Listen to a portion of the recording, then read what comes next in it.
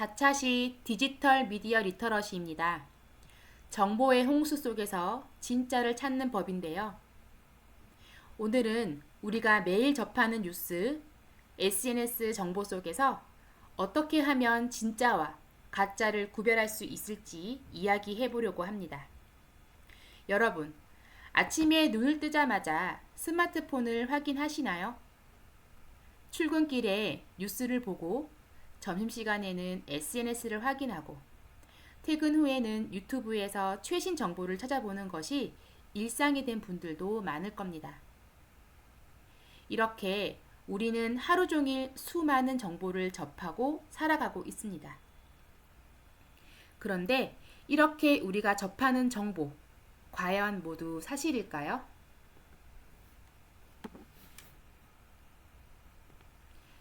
오늘의 강의 목표를 이야기하겠습니다. 디지털 환경에서의 저작권 개념을 이해하고 비판적 정보 분석 능력을 향상할 수 있습니다. 또 가짜뉴스 식별 및 대응 방법을 알 수 있습니다. 우리는 디지털 미디어 리터러시, 즉 온라인에서 접하는 수많은 정보 속에서 진짜와 가짜를 구별하는 능력을 배우겠습니다. 이 강의가 끝나면 여러분은 뉴스나 SNS에서 정보를 접할 때 이게 사실일까? 하고 한 번 더 의심하고 팩트를 확인할 수 있는 능력을 갖추게 될 것입니다. 그리고 앞으로 강의를 하실 때도 학생들에게 어떤 정보가 진짜인지 스스로 판단하는 법을 알려줄 수 있어야 합니다. 왜냐하면 가짜 뉴스는 단순한 잘못된 정보가 아니라 우리를 조정하고 사회적 혼란을 초래할 수도 있기 때문입니다. 그럼 이제 디지털 세상에서 올바른 정보를 찾는 방법을 함께 배워보도록 하겠습니다. 우리는 매일 정보를 소비하게 되죠. 여러분은 아침에 일어나서 제일 먼저 하는 일이 무엇인가요? 아마 스마트폰을 켜고 뉴스를 보거나 SNS를 확인하는 분들도 많을 겁니다. 출퇴근길에도 점심시간에도 심지어 자기 전까지도 우리는 끊임없이 온라인에서 정보를 소비하고 있죠. 그런데 이렇게 우리가 접하는 모든 정보들 과연 모두 사실일까요? 연합뉴스인데요. 가짜 뉴스로 인한 경제 피해가 연간 1조 원이라고 나옵니다.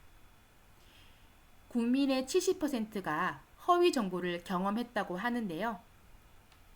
이 기사에 따르면 가짜 뉴스로 인해 기업과 개인이 입는 경제적 피해가 연간 1조 원을 넘는 것으로 추정된다고 합니다. 또한 국민 70%가 허위 정보를 접한 경험이 있다고 답했어요. 중앙일보 기사인데요.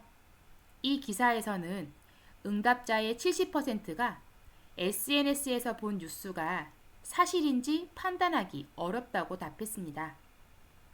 이 말은 곧 우리가 매일 소비하는 정보 중 상당수가 진짜인지 가짜인지 구별하기 어려운 상태라는 거죠. 이제 문제는 어떻게 하면 이런 거짓 정보에 속지 않을 수 있을까 하는 겁니다. 이제는 디지털 미디어 리터러시, 즉 온라인에서 정보를 비판적으로 분석하는 능력을 키우는 방법을 배워야 하겠죠. 디지털 미디어 리터러시란 단순히 인터넷에서 정보를 검색하는 것이 아니라 그 정보가 사실인지 신뢰할 만한지 판단하는 능력을 의미합니다. 과거에는 정보가 신문, TV, 책과 같은 전통적인 매체를 통해 전달되었지만 이제는 누구나 정보를 만들고 퍼뜨릴 수 있는 시대가 되었어요. 즉, 유튜브, SNS, 블로그에서 접하는 정보가 아니라 전문가의 분석이 아니라 개인의 의견일 수도 있다는 거죠. 그렇다면 우리가 온라인에서 접하는 정보를 어떻게 선별해야 할까요?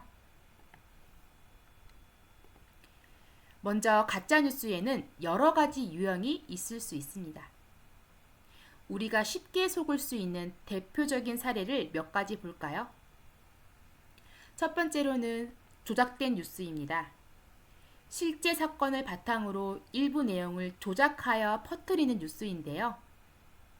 예를 들어 땡땡 기업 제품에서 유해 성분 검출이라는 기사가 퍼졌지만 실제 조사 결과에서는 아무 문제가 없었던 경우가 있었죠.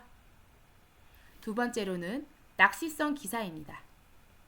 제목만 자극적으로 만들어서 클릭을 유도하는 기사들이죠. 당신이 절대 먹어서는 안 되는 음식 탑3 이런 내용들을 보면 근거 없이 특정 식품을 나열한 경우도 있었어요. 세 번째로는 패러디 뉴스입니다. 유머나 풍자를 목적으로 만들어진 뉴스인데 사람들이 진짜로 믿고 퍼뜨리는 경우가 있죠. 네 번째로는 의도적인 허위 정보입니다. 정치적, 상업적 목적을 가지고 거짓 정보를 퍼뜨리는 경우가 있죠. 선거철에 특정 후보를 흠집내기 위해 만들어지는 가짜 뉴스가 그 예입니다.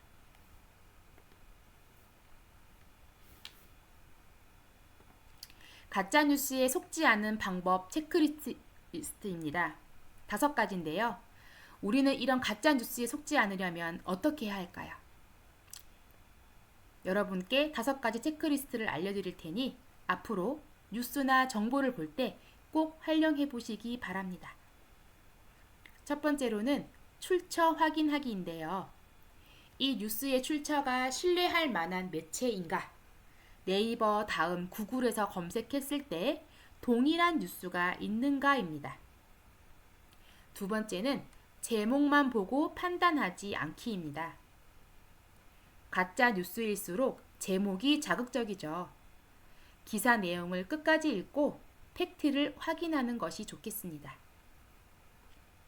세 번째로는 기사 작성자의 정보를 확인하는 겁니다. 기자 이름이 없거나 특파원, 온라인팀 이런 익명 표기가 되어 있다면 의심해 볼 필요가 있어요. 네 번째, 사진과 영상이 조작된 것은 아닌지 확인하기. 온라인에서 유통되는 이미지나 영상은 AI로 조작될 수도 있죠. 구글 이미지 검색을 활용해서 원본 사진을 찾아보는 것이 좋겠습니다. 5번째, 가짜뉴스 검증 3단계를 활용하는 것인데요. 첫 번째 1단계입니다.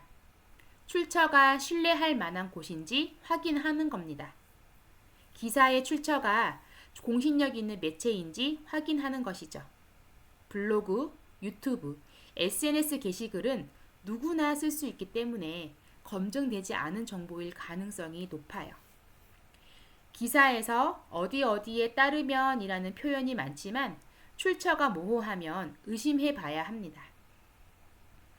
2단계, 같은 내용이 다른 뉴스에서도 보도가 되었는지 검색해 보는 겁니다. 네이버나 구글 뉴스 등 이런 사이트 검색을 활용해서 동일한 정보가 여러 언론사에서 보도되었는지 확인을 해보세요. 특정 매체에서만 보도하고 다른 언론사에서는 다루지 않는다면 신뢰성을 의심해야 합니다. 제목만 보고 판단하지 말고 기사 전체를 꼼꼼히 읽어보는 습관을 들이시는 게 좋아요. 3단계는 조작된 이미지나 영상이 아닌지 확인해 보는 건데요. 요즘 AI 기술로 가짜 영상이나 조작된 이미지를 쉽게 만들 수 있죠. 네이버나 구글 이미지 검색을 활용해서 같은 이미지가 어디에서 사용되어 있는지 찾아보는 것도 좋습니다. 영상도 일부만 편집되었을 가능성이 있으니 원본 출처를 꼭 확인하는 것이 중요합니다.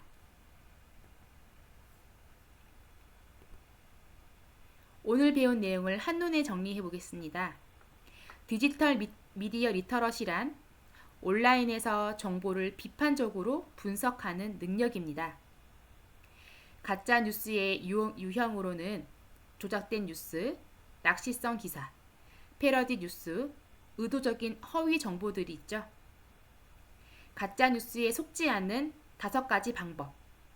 출처 확인, 제목만 보고 판단하지 않기, 기사 작성자 정보 확인하기, 사진, 영상 조작 여부 확인하기, 팩트체크 사이트를 활용하기입니다.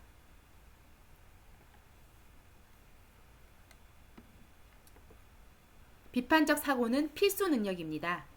여러분, 오늘 우리는 디지털 시대에서 반드시 필요한 능력인 미디어 리터러시에 대해서 배웠습니다. 가짜뉴스가 넘쳐나는 시대에 이제 우리는 단순히 정보를 받아들이는 것이 아니라 그 정보가 사실인지, 신뢰할 만한지 스스로 판단할 수 있어야 합니다. 여러분이 앞으로 강의를 하실 때에도 이 내용을 꼭 학생들에게 전달해 주세요. 특히 청소년들은 온라인 정보를 쉽게 믿는 경향이 있기 때문에 비판적으로 생각하는 법을 가르치는 것이 정말 중요합니다. 다음 차시에서는 디지털 도구를 활용하는 방법에 대해 알아볼 예정입니다. 오늘 배운 내용을 꼭 기억해 주시고 다음 5차시 강의에 뵙겠습니다. 감사합니다.